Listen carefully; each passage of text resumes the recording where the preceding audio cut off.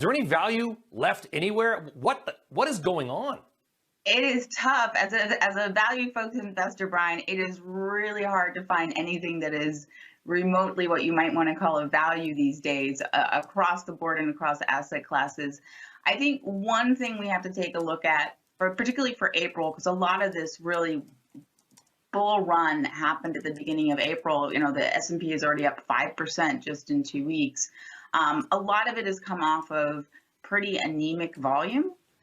Within the equity markets, we've seen a lot less trading. Obviously, this week with the Coinbase IPO, it seems that we brought some of the trading volume back a little bit as investors get a little more interested in the market. But it does feel like people are taking a bit of a pause from their trading obsessions, their desk, and they're actually perhaps getting out as vaccinations and economies reopen. So I think we do have to take some of what we're seeing in April with just a pinch of salt until we really see the volumes really go back to normal, or what we would consider normal levels. But even within the value companies, it's tough. There's a lot of overvalued options out there. Yeah. Well said. I mean, I'm beginning to wonder. Listen, we all know, to your point, 1.5 million people getting on a plane every day. The malls are packed. New Hampshire dropping its mask mandate yesterday. Texas, Iowa, Florida. People are living almost 99% normal lives. Northeast a little bit slower.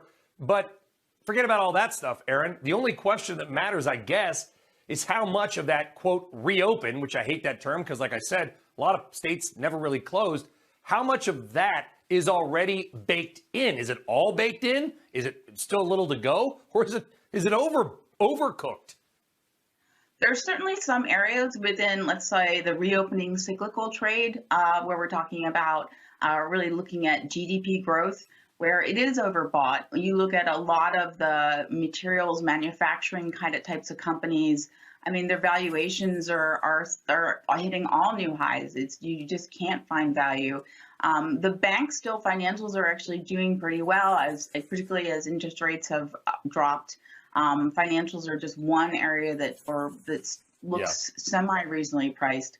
But you are seeing a lot of peaks, and even in the commodity space, I think that's one area that is really sort of showing just how hot the economy is running, is when you look at, we talk about lumber, but lumber, copper, iron, cotton, just every single commodity is near its 52-week peak.